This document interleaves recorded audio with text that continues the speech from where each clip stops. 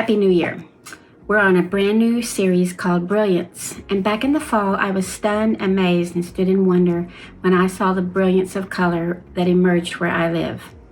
Bright and brilliant colors worth stopping to take a picture of. And we had just gone through a year of an intense drought, an ice storm that killed and broke so many branches, and one of the hottest summers we've had on record, all of which wreaked havoc on the trees. So how in the world could such brilliance emerge out of a year like that?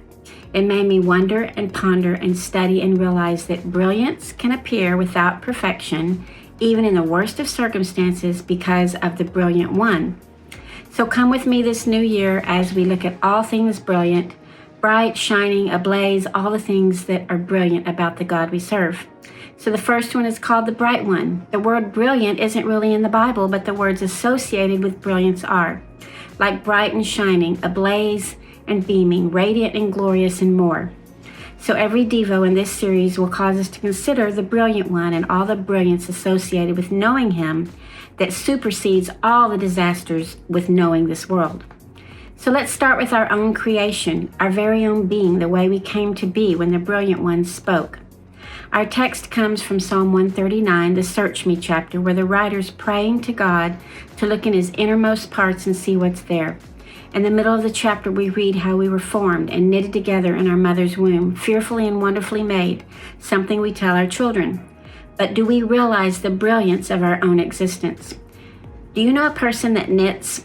They take a long, skinny piece of string that's really quite annoying in and of itself, without shape or form, something that's easily tangled, and they use their hands to create the most amazing things.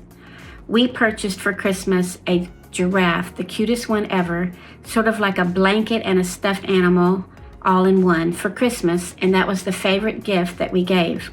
The creativity of the one who crocheted that giraffe was mind-blowing. That's the brilliance of how we came into being by the hands of the brilliant one. So let's read more of the chapter. It starts with the truth of how the Lord knows us. He discerns our thoughts. He searches our paths and our ways, and even knows what we're going to speak. He's behind us and before us. His hands are upon us. He's the ultimate knitter of all things beautiful. And in verse 6, it says, knowing this is so wonderful and high that we can't even comprehend it. And then the brilliance. Where can we flee from his presence? If we ascend or descend, he's there. If we fly here or way over there, his hand leads us. And if we say, surely darkness is going to cover me up and everything light around me turn to night, it says, even the darkness is not dark to you. The night is bright as day, for the darkness is as light with you. That's the vision of the knitter. One that is looking into the knitter's basket and sees skeins of yards of different colors, has no idea of the beauty that can be made, of the creation that will emerge when the knitter's hands start moving. I like and I find comfort in knowing that darkness won't cover me up, and that there is one who has vision to see into the darkness and bring light out of the darkness, just as the knitter brings life to a cuddly giraffe, bigger than life for a child to love.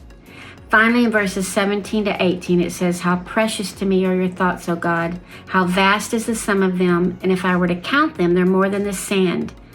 I awake, and I'm still with you. Can you even comprehend the brightness of the God that knows us, how widespread his thoughts are toward us? The one he's created in his image, they're more than the sand.